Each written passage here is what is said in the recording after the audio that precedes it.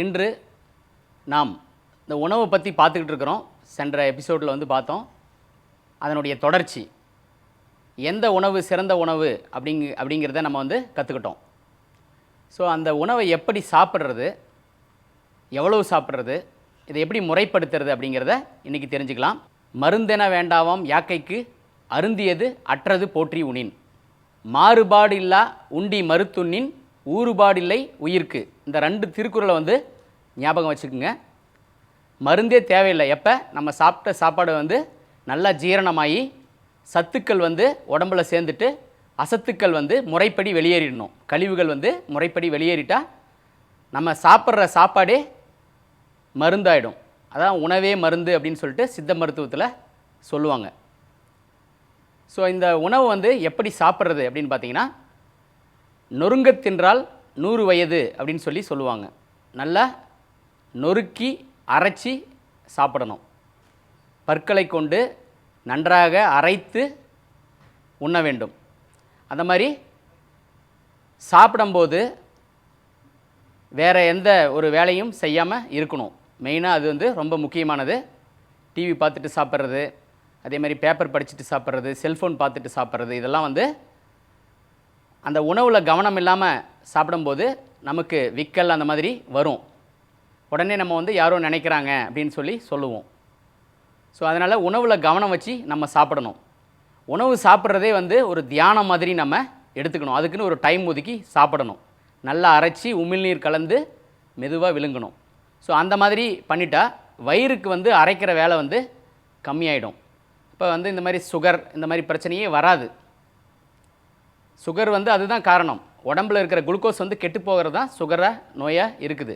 So நீங்கள் நல்ல முறையில் சாப்பிட்டீங்கன்னாவே இது வந்து பிரச்சனை வராது. அதே மாதிரி இடையில் சாப்பிடும்போது தண்ணீர் குடிப்பது வந்து உகுந்ததல்ல. சாப்பிட்றதுக்கு ஒரு 10 நிமிஷம் 1/4 மணி நேரத்துக்கு முன்னால் கொஞ்சம் தண்ணி குடிச்சிக்கலாம். அதே மாதிரி சாப்பிட்டு முடித்ததுக்கப்புறம் ஒரு 10 நிமிஷம் கழித்து வேணால் நம்ம குடிச்சிக்கலாம். இடையில் குடித்தோம்னா ஜீரணத்துக்கு வந்து அது தடையாக இருக்கும். அதே மாதிரி எவ்வளவு சாப்பிட்றது, நம்ம வயிறு எவ்வளோ கொள்ளளவு இருக்குதோ அந்த அளவுக்கு சாப்பிட்ணும். பசித்த பின் புசின்னு சொல்லுவாங்க. பசி எடுத்து சாப்பிடணும். இந்த டைம் பார்த்து சாப்பிட்றதுங்கிறது வந்து நம்ம காலப்போக்கில் அந்த மாதிரி உருவாக்கிட்டோம். ஆனால் வந்து நம்ம ஒவ்வொருத்தருடைய உடம்புக்குன்னு தனித்தனியான ஒரு டைம் இருக்குது. உடம்பு ஃபிக்ஸ் பண்ணும். உங்களுக்கு அந்த நேரத்தில் பசி உணர்வு வரும். பசி எடுத்து சாப்பிடலைன்னா அது அல்சராக மாறும். பசி எடுக்காமல் சாப்பிட்டிங்கன்னா அது அஜீரணமாக வரும். ஏன்னா ஏற்கனவே சாப்பிட்டதே இன்னும் ஜீரணமாகாமல் இருக்குது. அப்போ நம்ம சாப்பிடக்கூடாது. ஸோ இது வந்து தான் பேசிக் வந்து ஒரு அறிவியல். நம்ம உடம்பை பற்றி தெரிஞ்சுக்கிறது இதுதான் உண்மையான பகுத்தறிவே. பகுத்தறிவுங்கிறது நம்ம உடம்பை தெரிஞ்சுக்கிட்டாவே உலகத்தை தெரிஞ்சுக்கிட்ட மாதிரி. ஸோ இந்த மாதிரி நம்ம உணவை தேர்ந்தெடுத்து நல்ல முறையில் சாப்பிட்டோம்னா நமக்கு நோயே கிடையாது. சரி, இன்றைக்கி வந்து ஒரு முக்கியமான ஒரு கம்பைன்ட் ஆசனாஸ், ஒரு 4 ஆசனங்களை வந்து நம்ம கூட்டு ஆசனங்களை கற்றுக்கொள்ளலாம். முதல்ல வந்து அமர்ந்த நிலை பர்வதாசனம், அதாவது பத்மாசனம் போட்டுக்கலாம். இந்த மாதிரி பத்மாசனம் போட்டுக்கிட்டு மார்பு பகுதிக்கு நேராக இப்படி வச்சுக்கலாம். மூச்சை இழுத்துக்கிட்டே கையை வந்து மேலே உயர்த்த போகிறோம். மூச்சை விட்டுட்டு கையை கீழே எடுத்துகிட்டு வரலாம். அந்த மாதிரி ஒரு 3 டைம்ஸ் செய்யலாம்.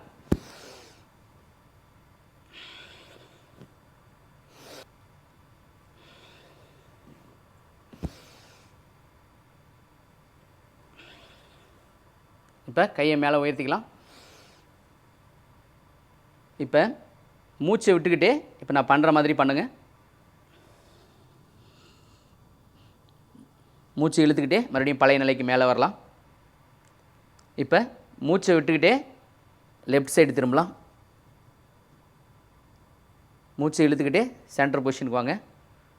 மூச்சை விட்டுகிட்டே ரைட் சைடு திரும்பலாம். மூச்சை இழுத்துக்கிட்டு சென்டர் பொசிஷனுக்கு வாங்க. இப்போ மூச்சை விட்டுக்கிட்டே இந்த பழைய ஆரம்ப நிலைக்கு வரணும். ஸோ இதுதான் வந்து அமர்ந்த நிலையில் செய்யக்கூடிய பர்வதாசனம். அதாவது அமர்ந்த நிலையில் இருக்கிற ஒரு மலை மாதிரி. ஒரு மலை எப்படி வந்து எல்லாவற்றையும் தாங்குமோ அது மாதிரி நோய்கள் எல்லாவற்றையும் தாங்கக்கூடிய வலிமை நமக்கு வந்து இந்த ஆசனம் செய்கிறதுனால வரும். அதே போல் இந்த பகுதியில் இருக்கிற தசைகள் வந்து குறையும். இந்த பர்வதாசனம் செய்கிறதுனால நமக்கு இந்த பகுதியில் இருக்கிற வெயிட் லாஸுக்கு இது சப்போர்ட் பண்ணும். ஸோ அடுத்த ஆசனம் அமர்ந்த நிலையில் செய்கிற திரிகோணாசனம். 3 திசையில் வந்து நம்ம திருப்புவோம், உடம்பை வந்து திருப்புவோம். இங்கே பாருங்கள், வலது கையை கொண்டு இடது கட்டை விரலை பிடிக்கிறேன், இடது கையை இப்படி திரும்பி பின்னால் பார்க்குறேன். ஸோ இதை இப்படி மாற்றி செய்யலாம்.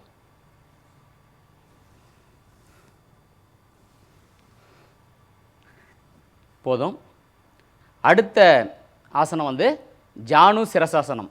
அதாவது காலை நீட்டிக்கங்க, ஒரு காலை மடித்து இங்கே பாருங்கள், இந்த அக்கல் பகுதியில் இப்படி வச்சுக்கணும். அக்கல் பகுதியில் இப்படி ஸ்ட்ரெயிட்டாக வர மாதிரி வச்சுக்கங்க. இப்படி கிராஸ் இப்படி வந்து பேரலாக இருக்கிற மாதிரி வச்சுக்கலாம்.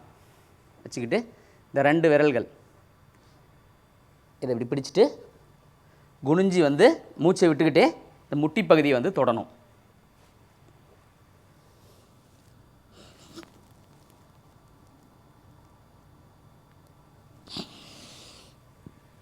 மூச்சு இழுத்துக்கிட்டு பழைய நிலைக்கு திரும்பலாம். இந்த காலை இப்படி மடக்கிங்க. இந்த காலை மாற்றிட்டு இப்படி வச்சுக்கலாம். இப்படி வைங்க, 2 கை வச்சுட்டு தொடுங்க.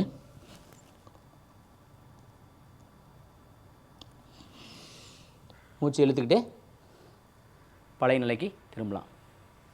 ஸோ இந்த ஆசனம் செய்யும்போது பார்த்திங்கன்னா நமக்கு சிறுநீரக சம்மந்தப்பட்ட நோய்கள் பிரச்சனைகள்லாம் வந்து சால்வ் ஆகும். அதே போல் அடுத்த ஆசனம் வந்து வக்கராசனம்.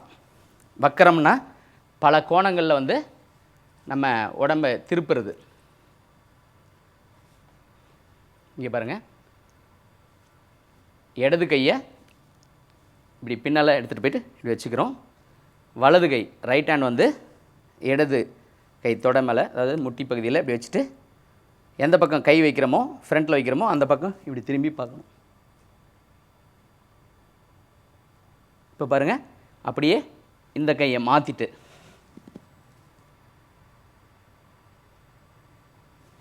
அப்படியே செய்யலாம்.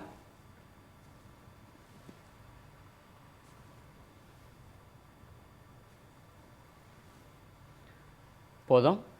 ஸோ இந்த ஆசனம் செய்கிறதுனால இந்த மேல் வயிறு பகுதி இது வந்து இங்கே இருக்கிற சதைகள் வந்து குறையும். அடுத்த யோக நிகழ்ச்சியில் மற்றும் ஒரு சிறப்பான கூட்டு ஆசனங்களை கற்கலாம். நன்றி, வணக்கம்.